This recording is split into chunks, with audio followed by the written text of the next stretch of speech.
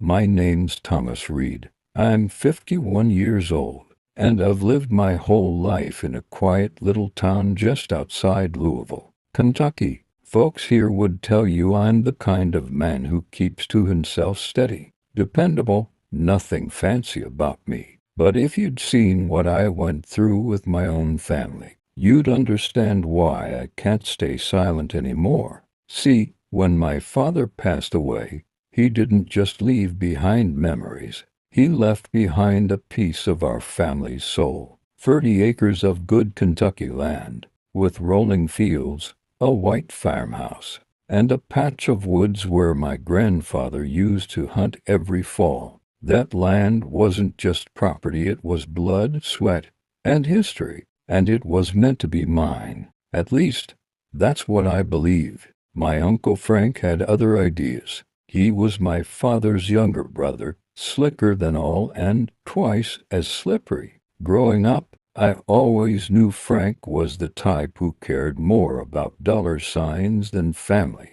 He'd show up at gatherings with a fake smile, spinning stories about his big business deals, while everyone knew he was knee-deep in debt. My father trusted him too much, and maybe that was our downfall. The day of the will reading is burned into my memory. We were all crammed inside a small attorney's office downtown. The air smelled of old paper and burnt coffee, and every tick of the clock on the wall made the room feel tired. My sister sat quietly beside me, head down, while Frank leaned back in his chair like he already owned the place. He had that smug grin plastered across his face, the kind of grin that told you he'd already figured out how to come out on top. The attorney cleared his throat and began reading. According to the will, the land was supposed to be split, half to me, half to Frank, fair and square.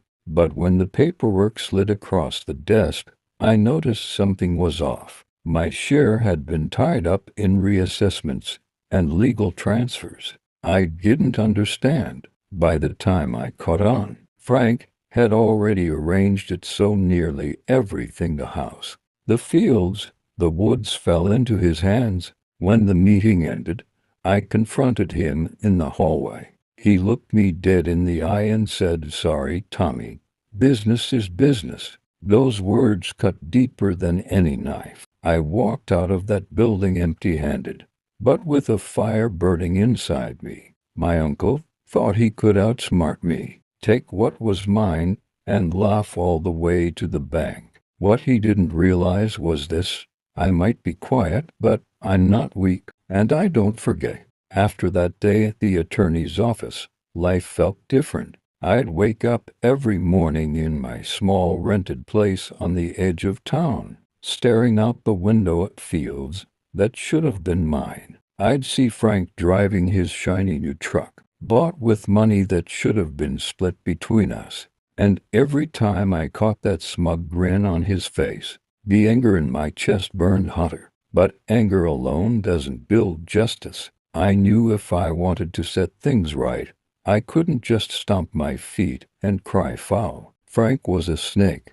and snakes don't get caught unless you learn how to handle them. I spent nights sitting at my kitchen table, old lamp buzzing overhead, reading through every document I had: property records, tax statements, copies of my father's will, anything I could get my hands on. Most of it made no sense to me at first. Legal terms felt like a different language. But slowly, piece by piece, I started to see how Frank had pulled it off. He hadn't stolen the land outright. He'd manipulated the numbers, filed things under shell companies, and buried my half in paperwork so tangled most folks would have given up. That's exactly what he wanted, that I'd throw my hands in the air and walk away, beaten. But I'm not wired like that. Still, I had to play it smart.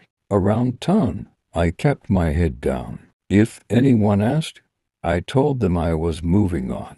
I even shook Frank's hand once at the diner, just to throw him off the scent. He smirked, thinking he'd broken me. Let him think that. The quieter I looked, the safer my plan would be. I started reaching out to people who knew more than me. An old buddy from high school, Mark, worked in real estate law over in Lexington. I gave him a call, explained enough to get his interest, and asked if we could meet. The next week, I drove an hour down the highway and sat across from him at a diner, sliding the papers across the table. He frowned, shook his head, and muttered, "Dan, Tom, your uncle's slick, I'll give him that. But I see a few cracks here." Cracks.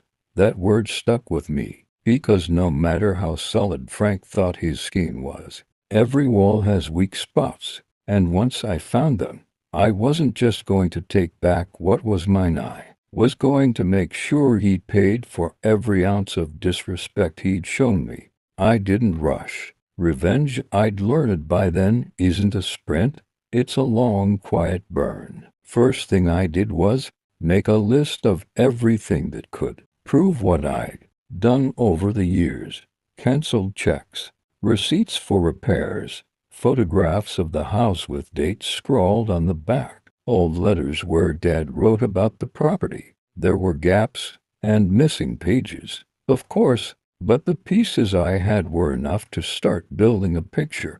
Next, I found someone who could make sense of the legal noise. I couldn't afford a hotshot attorney, and frankly, I didn't want someone flashy who'd try to hustle me out of money. I needed practical, honest help, someone who'd read a deed for what it actually said. A woman named Carla ran a small paralegal practice 2 towns over. She'd helped families with probate issues and had a reputation for not letting powerful men steamroll the little guy. I walked into her office with my binders under my arm and simple instructions. Help me stop him, and don't let him bury the truth in paper. Carla did what I wished I'd done sooner. She filed a motion to freeze any transfers and requested subpoenas for the shell companies tied to the transaction.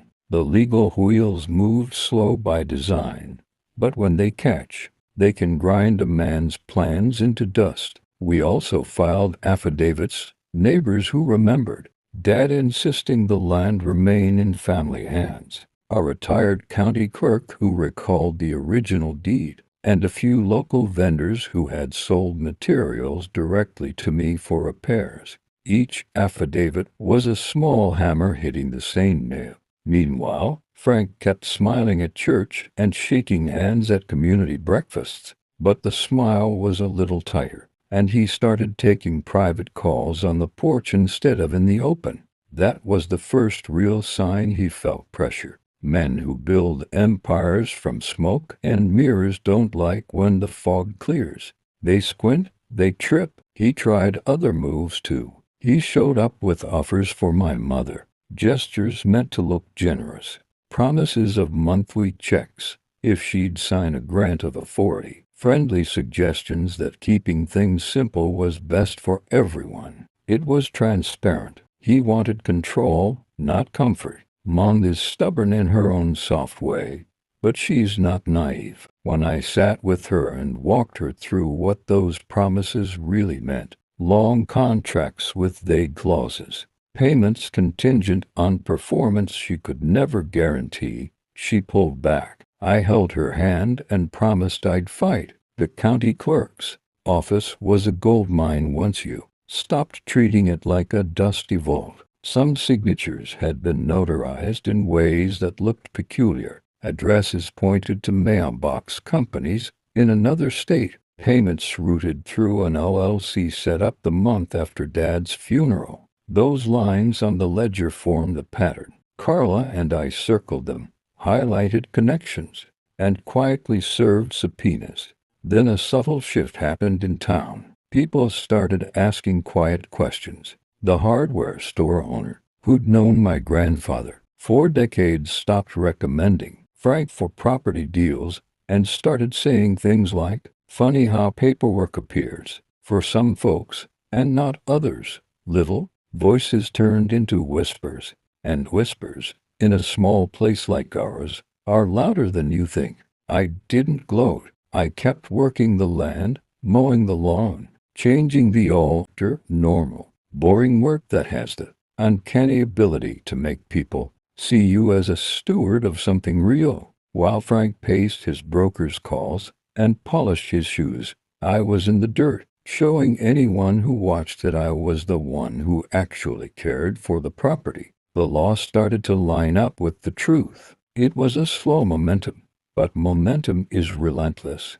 The first real breakthrough came from the subpoenas. Carla handed me a stack of documents one afternoon, her glasses sliding down her nose as she said, "Tom, you're going to want to sit for this." We spread them out across her desk: bank records, incorporation papers, lease agreements, and the picture finally started to come into focus. Turns out Frank had built his little empire on sand. The companies he used to siphon my inheritance weren't real businesses at all. They were P.O. boxes in states 3 hours away, registered under names of men who didn't exist, and the money that was supposed to flow back into maintaining the land, it was going straight into paying off Frank's credit card bills and gambling debts in Indiana. He wasn't just greedy, he was reckless. I remember staring at those papers, a mix of relief and disgust washing over me. Relief, because now I had proof he wasn't untouchable.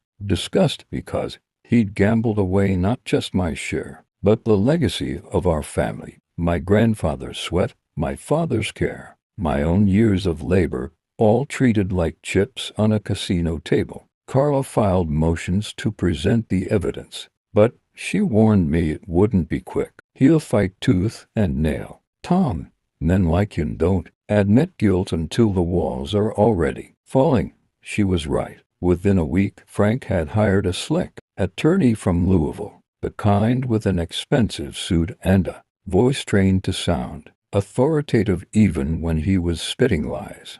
Suddenly, I was painted as the bitter nephew trying to bleed an honest man dry. That was Frank's play. Smear me, make me look like the villain. But small towns have long memories. People remembered who tilled the fields, who fixed the fence when storms knocked it down, who sat by Dad's side when his health declined. I didn't have to tell them, they saw it. The more Frank tried to puff himself up, the more hollow he looked. The cracks deepened when a local banker, someone Frank owed money to, came forward quietly. He'd been burned by one of Frank's shady deals years earlier and had no love for him. He slipped Carla a file showing bounced checks, overdrawn accounts, and late payments that stretched back a decade. "You didn't get this from me," he said, handing it over. That was the nail in the coffin. Evidence from someone outside the family. A neutral voice with no skin in the game. Meanwhile, Frank's behavior grew erratic. He stopped showing up at church. He barked at the waitress at the diner for serving his coffee cold. His new truck sat unwashed in his driveway, weeds creeping around the tires. You could see the shine wearing off him, the mask slipping. And I'll admit, a part of me enjoyed it. Every stumble, every sign of pressure, felt like a small down payment on the justice I was chasing. But I wasn't done. Proof was one thing, punishment was another. And if there's one thing I've learned, it's that men like Frank don't just need to lose. They need to be exposed. By the time the first court hearing rolled around, I'd rehearsed every detail in my mind 100 times. The courthouse wasn't big, just a 2-story brick building with a single courtroom that smelled faintly of old varnish and dust. Still, the weight of it pressed down on me. This wasn't just about property anymore. It was about dignity, about proving I hadn't imagined the betrayal. Frank strutted in wearing a tailored suit that didn't quite fit him. His lawyer walked beside him, whispering like some kind of puppeteer. He spotted me across the room and smirked. Like this was just another poker game he was bound to win. But the smirk wavered when Carla laid out the first set of documents. Deeds with forged signatures, transfers routed through non-existent companies, bank statements showing gambling, withdrawals that matched dollar for dollar the money he claimed was maintenance costs. The judge leaned back in his chair, silent, but his eyebrows lifted at the timing of those withdrawals. That silence said more than words ever could. Frank's lawyer tried to spin it. My client was simply moving assets for tax efficiency. The withdrawals could have been for any number of personal expenses. But when Carla produced testimony from the banker and the notarization records showing irregularities, the spin started to sound like static. The judge ordered further investigation, and suddenly Frank wasn't walking so tall. He shifted in his seat, sweat beading at his temple. Out in the hallway afterward, people were whispering. Neighbors who'd shown up to watch, farmers, shopkeepers, even an old deacon from church.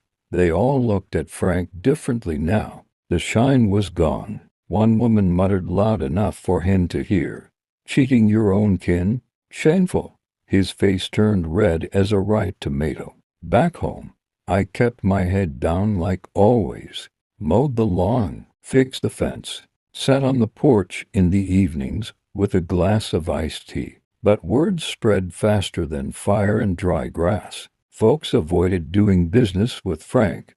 Calls went unanswered. His so-called friends stopped stopping by. When a man lives on appearances, the moment people stop believing the image, he starts to collapse. I wasn't naive enough to think it was over. Frank still had cards to play. He always did. But for the first time since Dad's funeral, I felt the balance shift. He wasn't untouchable anymore. He wasn't the one in control. And I realized something sitting on that porch one night. Cicadas humming in the trees. I didn't just want justice. I wanted Frank to feel what I'd felt. Powerless, cornered, stripped of everything he thought made him strong. Desperation has a smell. You can see it in a man's clothes when they stop fitting right, in the way his voice cracks when he's trying to sound confident. Within weeks of that first hearing, Frank reeked of it. He started showing up at places he'd avoided for years, slapping backs and forcing conversations with men who barely tolerated him. It was like he thought if he just acted normal enough, people would forget. But folks in a small town don't forget. They watch, they whisper, they pass judgment without raising their voices. One evening, I got a call from Mark, the real estate lawyer, friend who'd first pointed out the cracks in Frank's scheme. "Tom," he said, "your uncle's been trying to unload some of the land through a third party. Problem is, the court freeze means any sale won't stick. He's either stupid or desperate." I leaned back in my chair, letting the word settle. Desperate. That word again.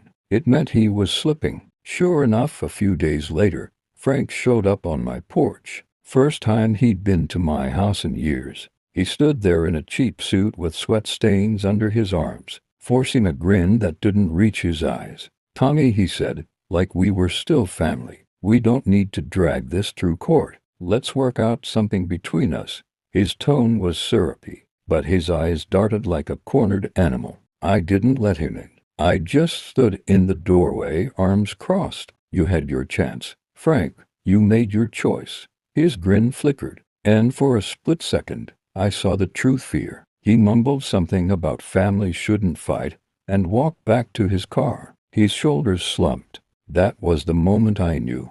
He was losing, not just the case, but his image, his confidence, the little empire he'd built on lies. Behind the scenes, Carla kept hammering away. She found irregularities in tax filings, discrepancies in loan applications, even a few signatures that looked suspiciously like forgeries. Each piece was another brick pulled from the wall he'd built. By the time the second court date came around, the pile of evidence against him looked like a mountain, and he was standing at the bottom with nothing but a shovel. Word spread further. Local contractors refused to do work for him, claiming scheduling issues. The church deacon quietly asked him to step down from organizing fundraisers. Even the diner waitress, who'd served him coffee every morning for 20 years, started pouring it lukewarm and walking away without a smile. In a small town, that's as loud as a public shaming. I kept my head down, but I won't lie, I savored every moment. Not because I enjoyed his suffering, but because it was just as plain and simple. Every time I saw him flinch at a neighbor's glance or shuffle nervously into court, I thought back to the day he'd looked me in the eye and said, "Business is business." Now business was catching up with him, and he couldn't talk his way out of it. The weeks dragged on, and the more time passed, the more I realized just how deep the betrayal went. My uncle, the man I once trusted, had forged documents, manipulated signatures, and even paid off one of the estate lawyers to keep me in the dark. It wasn't just greed, it was premeditated theft. And the worst part, he strutted around town like he had won some prize, telling neighbors that my father wanted him to have it all. Every time I heard that lie, it was like salt in an open wound. But I wasn't just sitting idle. No, spent those nights researching inheritance laws, digging into every loophole, every case study where fraud had been exposed. I went from a grieving nephew to a man with a mission. I visited the courthouse so often that the clerks started greeting me by name. Slowly, I pieced together the truth, building a paper trail that would unravel my uncle's carefully woven lies. Meanwhile, I made sure to play dumb whenever I saw him. If he bumped into me at the grocery store, I'd smile, nod, even ask about his health. He thought I was broken, that I had accepted defeat. That arrogance was my weapon, because when you're about to bring someone down, the last thing you want is for them to see it coming. And then came the first crack in his armor. A friend of my father's, an old neighbor, came forward with a memory. He had been present the day my father had written his real will, and he swore he saw my dad's lawyer notarize it.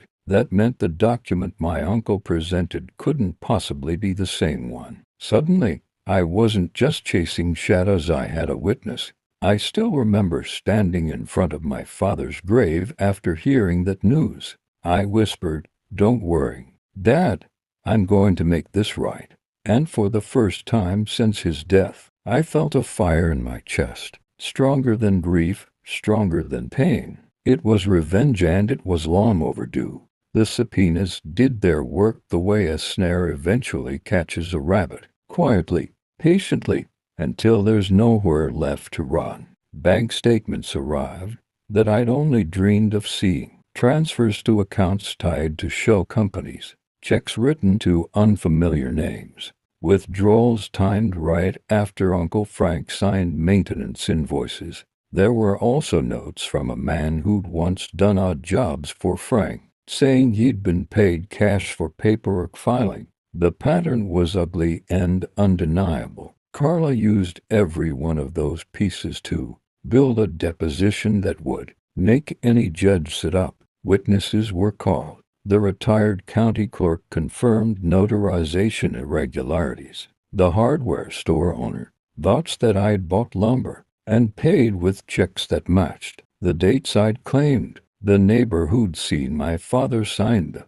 original intent testified to the atmosphere in the room, that the family had meant the land to stay intact, that Dad had never mused about selling it off to strangers. A combination of paper and people is devastating, because numbers tell you what happened and people tell you why it mattered. Frank's attorney tried to parry. Of course, he painted the transfers as legitimate business moves, framed the shell companies as tax-savvy maneuvers, and suggested that my binders and witness statements were the jealous acts of a man who'd lost out. But legal theater only goes so far when the documents themselves start to contradict the story. An internal memo surfaced that showed one of the so-called maintenance payments was actually routed to a casino in Indiana. Another ledger showed payments for consulting that matched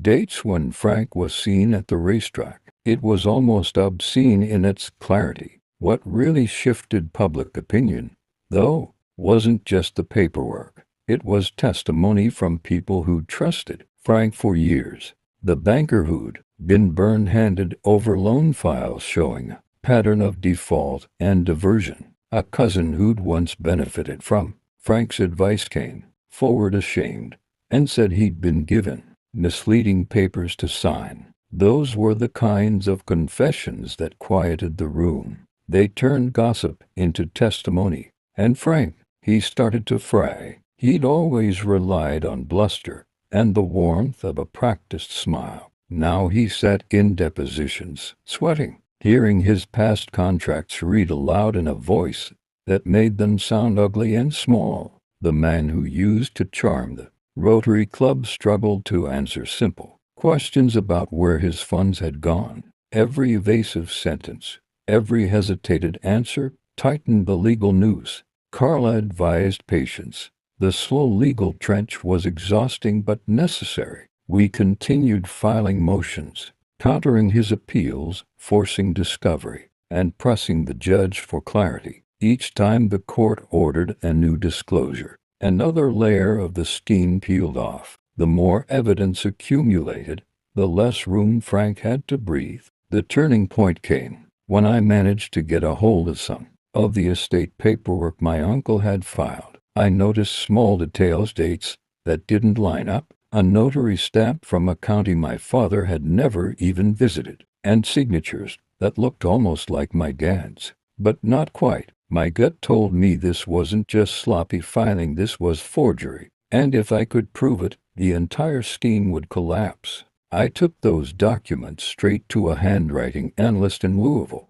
The man studied my father's old checks, letters, and journals compared to the so-called will. After an hour, he looked up at me and said, "Son, this isn't even close. Whoever did this thought they were clever. But this is fake." Those words felt like fuel in my veins. Finally, I had confirmation. My uncle hadn't just taken what wasn't his, he had broken the law. But I didn't rush to confront him. That would have been too easy. Instead, I started gathering more pieces, quietly stacking evidence until it became a mountain. Witnesses, bank statements, old emails. I wanted the case airtight, something no crooked lawyer could wiggle him out of. At the same time, I kept my face calm whenever I saw him. One Sunday at church, he even patted me on the back and whispered, "Your daddy wanted me to take care of things. You should be grateful." I bit my tongue so hard it nearly bled,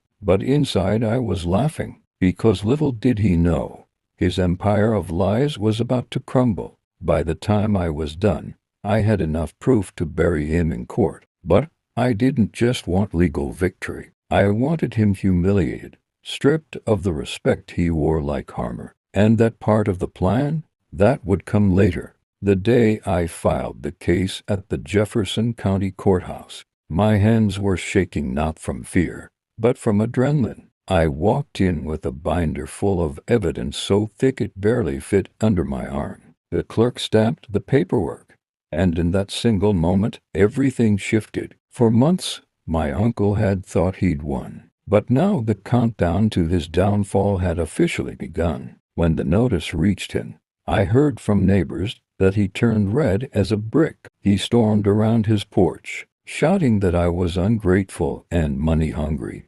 But the truth, he wasn't angry because I filed. He was scared because he knew what he'd done wouldn't stand the light of day. The first court hearing was tense. My uncle walked in wearing his best suit, chest puffed out like a rooster, acting like he owned the room. He had hired an expensive lawyer from the city, probably thinking money could bulldoze the truth. I sat there in a plain jacket, quiet, almost invisible. But when the judge asked for opening statements, and my lawyer laid out the foundation mentioning words like asterisk forgery, fraud, and criminal misrepresentation asterisk, I saw his smile falter for the first time. And then came the evidence. Piece by piece, we tore down his facade, the handwriting analysis, the notary stamp from the wrong county, the neighbor who testified that he'd witnessed the real will being signed. Each fact landed like a hammer strike. My uncle kept shifting in his seat, tugging at his tie, whispering frantically to his lawyer. But the real dagger, when we presented his own bank records, showing sudden deposits around The same time the estate lawyer mysteriously retired and moved to Florida. It painted a picture so clear, even the jury members started exchanging glances. For the first time in my life, I saw my uncle not as the towering figure who once intimidated me, but as a desperate, cornered man who realized the walls were closing in. As the trial stretched on, the cracks in my uncle's mask widened. Every witness chipped away at the story he had crafted, and each document I presented was like a nail in his coffin. His lawyer tried to spin the narrative, claimed I was just a bitter nephew looking for money, claimed the signatures were variations of my father's handwriting. But the jury wasn't buying it. I could see it in their eyes. They weren't just judging evidence. They were judging character, and my uncle's arrogance reeked.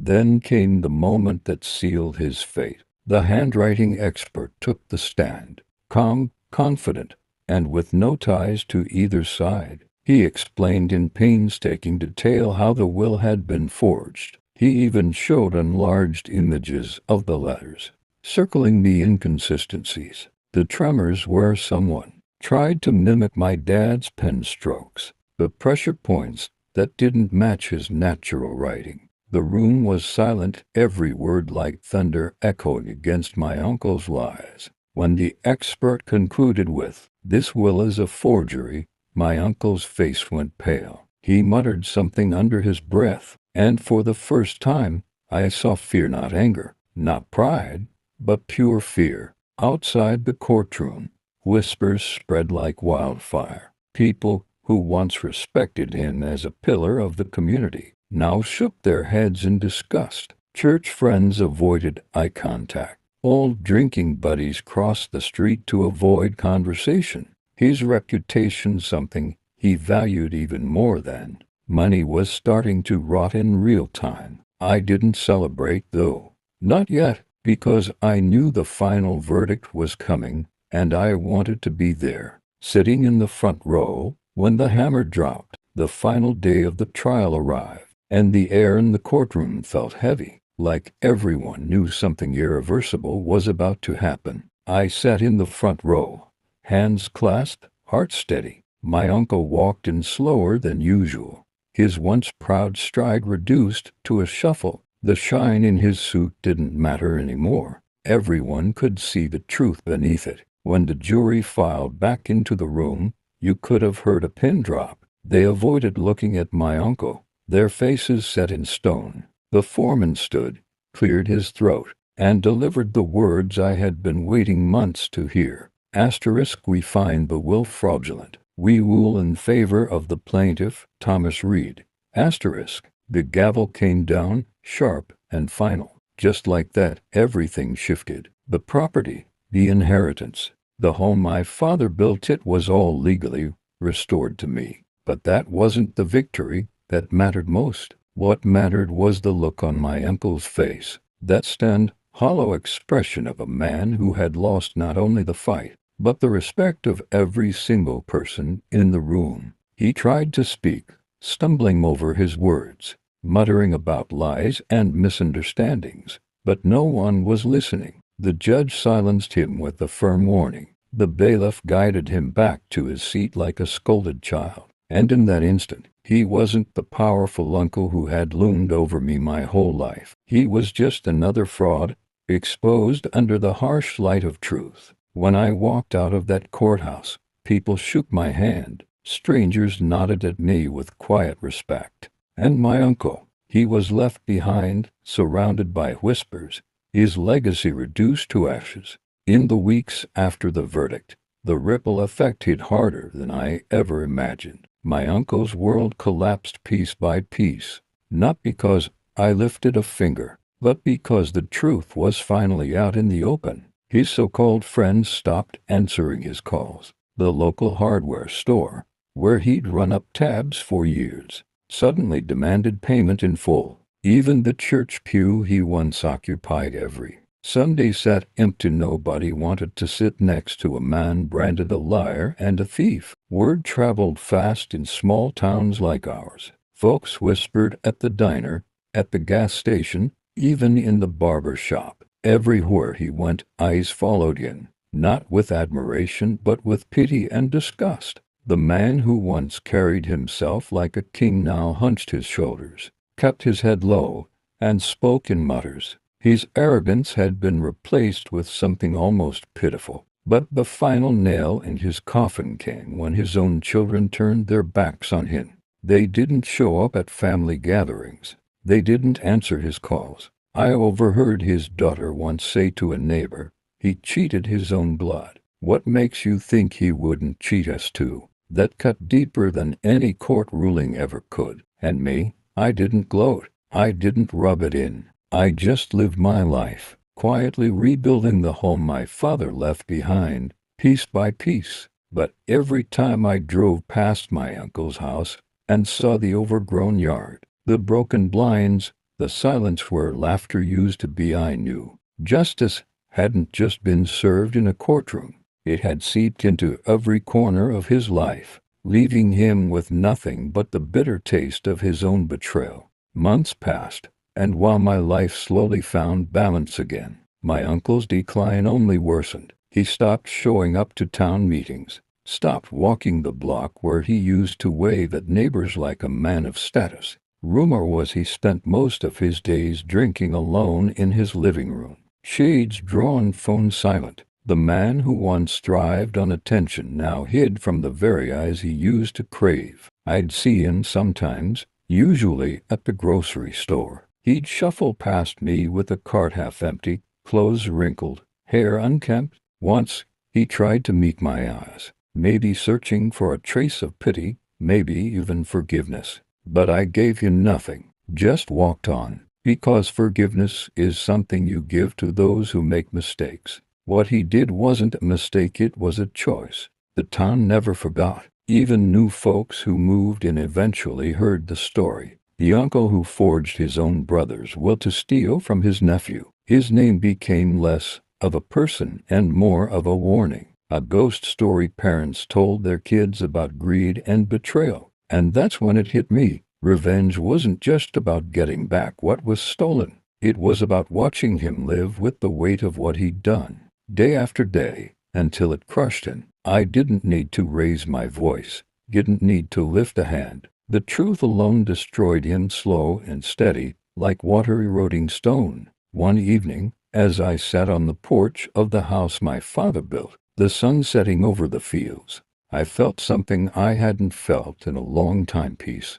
Not joy, not triumph, just a quiet peace. Because I knew my father's legacy was safe, and the man who tried to steal it would never escape the shadow of his own shame. As time went on, I stopped thinking about my uncle every day. The bitterness that once consumed me slowly faded, replaced by the life I was finally able to build without his shadow looming over me. I invested the inheritance wisely, restored the family home, kept the land in good shape, even set aside money for the future. My father's hard work wasn't just preserved, it was honored, and that, more than anything, gave me a sense of pride. But my uncle, he never recovered. His business ventures dried up, his name was blacklisted, and even the last few friends who stuck around eventually cut ties. By the second year after the trial, he was nothing more than a husk of the man he used to be. I'd hear about him from time to time. Someone saw him at a pawn shop selling off old tools, or spotted him stumbling out of a bar at noon. Every story painted the same picture, a man undone by his own greed. The irony wasn't lost on me. He thought money and property were everything, but when he reached for more than his share, he lost it all: respect, family, and the one thing a man can never buy back, dignity. One night, sitting on my porch, I thought back to the boy I once was, the one who looked up to his uncle like a giant, and I realized that revenge hadn't just punished him. It had freed me from the lies, from the weight of betrayal, from the belief that blood ties meant loyalty. Sometimes the harshest lesson life teaches is that family can wound you deeper than strangers ever could. And that's the lesson my uncle lives with every single day.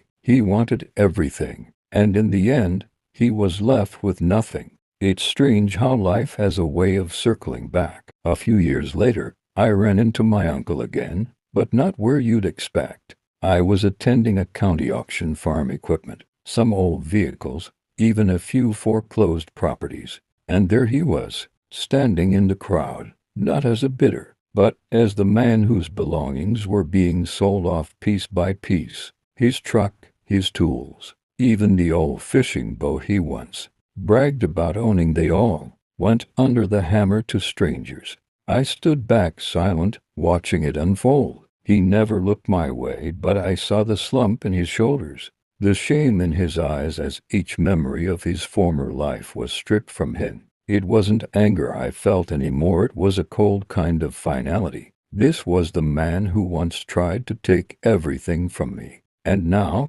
he had nothing left to give, nothing left to lose. People whispered around me, some shaking their heads, others chuckling at his downfall. I didn't join in. Revenge had already been served, and this was just the aftertaste, a bitter reminder that greed always eats the hand that feeds it. As I drove home that evening, the sun dipping below the Kentucky hills, I realized the story had finally ended, not with fists or shouting, not with some grand confrontation, but with silence. His silence, my silence, and the silence of a legacy he destroyed with his own hands. And as I pulled into the driveway of the home my father built, I knew I had won, not because I had taken revenge, but because I had survived it. Because in the end, justice isn't loud. Justice is steady, and it leaves the guilty with nothing but their own reflection.